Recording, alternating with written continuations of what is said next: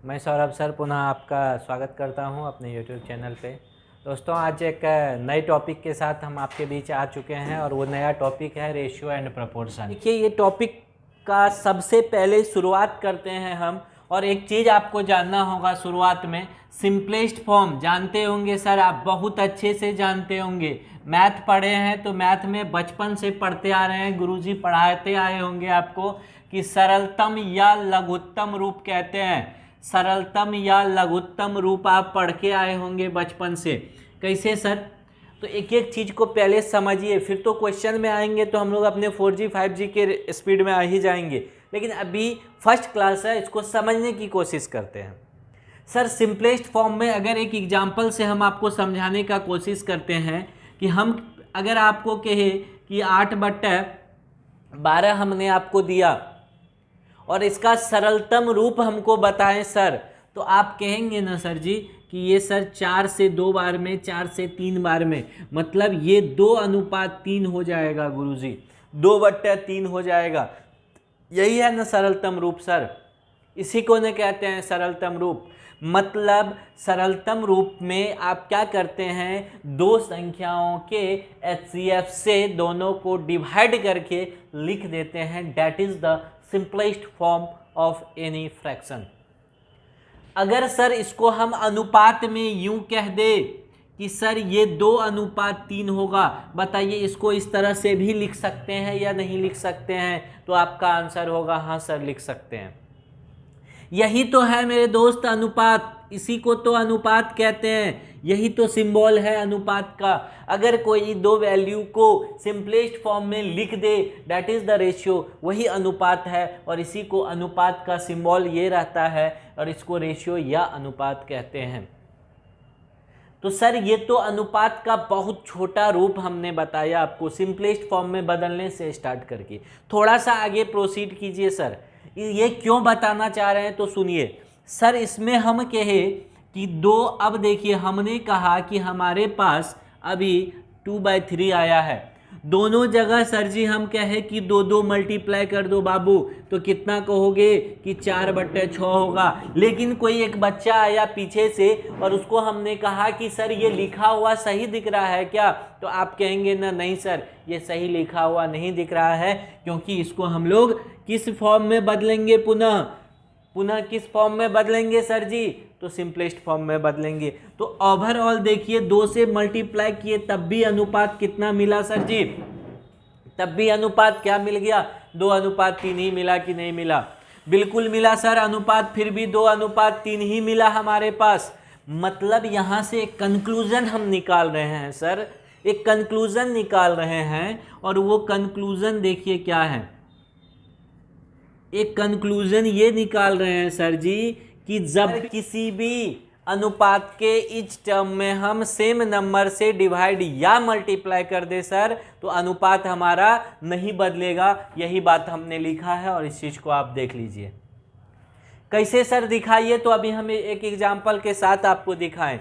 आप किसी भी अनुपात को ले लीजिए, हम कहे कि 6/12 हमने दिया, कुछ देर के लिए मान लीजिए हमने कहा कि एक संख्या 3 है, दोनों से भाग दे दो बाबू, भाग दे दिए। तो आप देखिए कितना आ गया गुरुजी, 2:4। और इसको भी अगर हम लोग काट रहे थे सर जी तो 2:4 ही ना आ रहा था कि नहीं आ रहा था?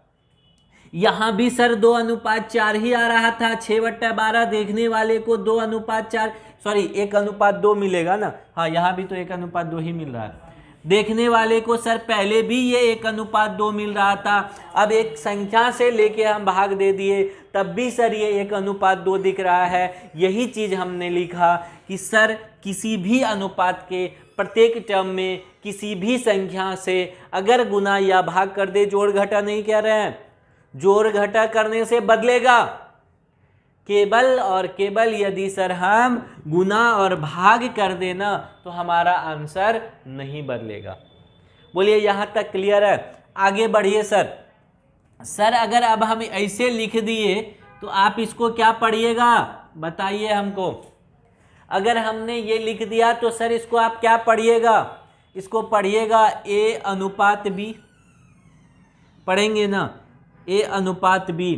इसी को कोई A/B कहता है। और ढेर पढ़ा लिखा जो सीबीएसई मीडियम वाला बच्चा होता है ना, that is they called it A:B. Is it clear? Yes, yes, it is very clear. Any doubt? Now let's proceed. चलिए थोड़ा सा आगे बढ़ते हैं, थोड़ा सा आगे बढ़े। ये क्या क्या पढ़ाएगा सर? ये क्या क्या पढ़ाएगा? ये पढ़ाएगा A:B, A:B, A:B। सबका मीनिंग एक ही है, कोई दिक्कत? सर ये पहला वाला जो A दिख रहा है ना, इसको कहते हैं एंटीसीडेंट। क्या कहते हैं? एंटीसीडेंट। एक रेशियो का पहला वाला टर्म जो होता है गुरुजी वो क्या कहलाता है? That is antecedent. और ये दूसरा वाला जो टर्म देख रहे हैं बी को क्या कहेंगे? इसको कहते हैं कंसीक्वेंट। कंसीक्वेंट। पहला को क्या कहते हैं? एंटीसीडेंट कहते हैं, और बाद वाला ये बी जो दिख रहा है इसको कंसीक्वेंट कहेंगे। बुझाया कि नहीं बुझाया? कभी भी 2-3 अगर 2:3 है तो 2 हो जाएगा एंटीसीडेंट और 3 हो जाएगा कंसीक्वेंट। यहाँ तक लिख लीजिए, नोट डाउन कर लीजिए, स्क्रीनशॉट लेना है तो ले लीजिए। आगे बढ़ते हैं। अब देखिए, ध्यान से देखिएगा कि A:B, ये क्या है सर? A:B, और हमने कहा कि B:C बराबर है, बराबर है। है सर, A:B हम कह रहे हैं बराबर है B:C का, तो इसको आप कहिएगा ना A:B बराबर है B:C का, और इसी को कहते हैं समानुपात।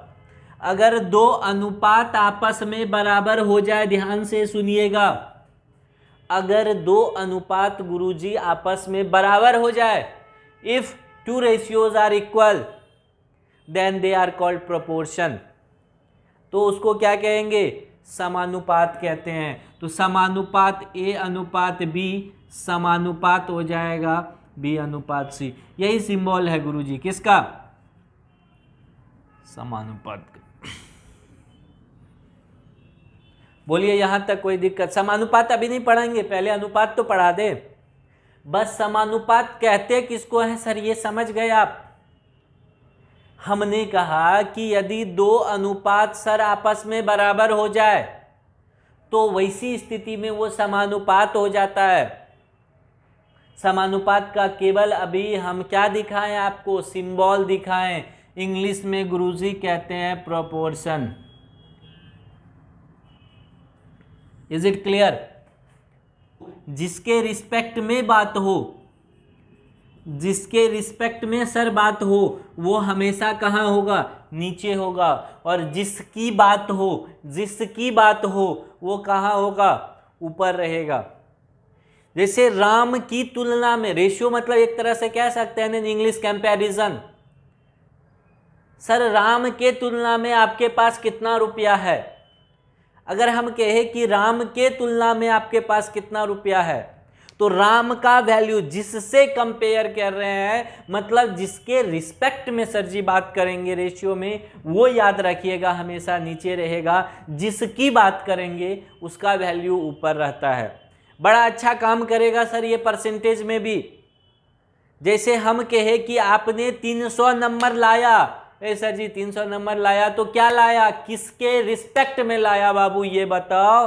तो आप कहेंगे कि 500 के रिस्पेक्ट में लाए सर जी, तब परसेंटेज बताइए या तब अनुपात बताइए। तो जिसके रिस्पेक्ट में लाए हैं वो वैल्यू नीचे, मतलब सर जी 500 वैल्यू जो होगा वो नीचे रहेगा, जितना लाए हैं वो वैल्यू ऊपर। अगर अनुपात हमसे पूछता तो कहते कि 3:5।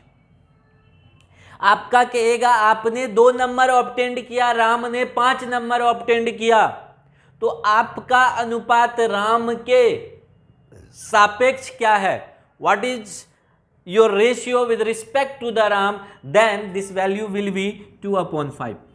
अगर राम 5 नंबर लाया और आपने 2 नंबर लाया, तो राम के अनुपात में, राम के रिस्पेक्ट में, राम के अपेक्षा, राम के सापेक्ष आपका जो अनुपात होगा वो 2:5 होगा सर। हमने आपको 5 रसगुल्ला दिया और आपको कहा कि केवल और केवल इसका जो है 3/5 भाग खाइएगा। 5 रसगुल्ला दे करके हमने कहा कि 3/5 भाग खाइएगा। इसका मतलब हुआ, इसका मतलब कितना हुआ कि टोटल भाग यदि 5 हो तो आपको खाना 3 ही है, तो टोटल रसगुल्ले है। जैसे हमने आपको सर 10 रसगुल्ला दे दिया, कितना रसगुल्ला दिया? 10 रसगुल्ला दिया और कहा कि बाबू इसका तुम जो है ना 2/5 भाग खा जाना। कितना भाग खा जाना? 2/5 भाग खा जाना। तो किसका खाओगे? पहले ये रेशियो क्या बता रहा है सर? 2 अनुपात, या इसी को कोई कहता है कि 2:5 भाग खा जाना। मतलब ये कहना चाह रहा है कि अगर 5 रसगुल्ला टोटल हो तब 2 गो खाना। तो क्या 5 गो रसगुल्ला हम टोटल दिए हैं? अगर 5 रसगुल्ला हो तो 2 गो खाना, ये कहना चाह रहा है यही। तो हमारे पास कै गो रसगुल्ला है? 10 गो रसगुल्ला। तो तुम कै गो खाओगे? 4 गो खाओगे। अगर 5 डिनोट कर रहा है 10 को तो 2 डिनोट करेगा 4 को। बताइए, ये बात बेसिक, अभी बस मीनिंग समझा रहे हैं हम, क्वेश्चन नहीं बता रहे हैं।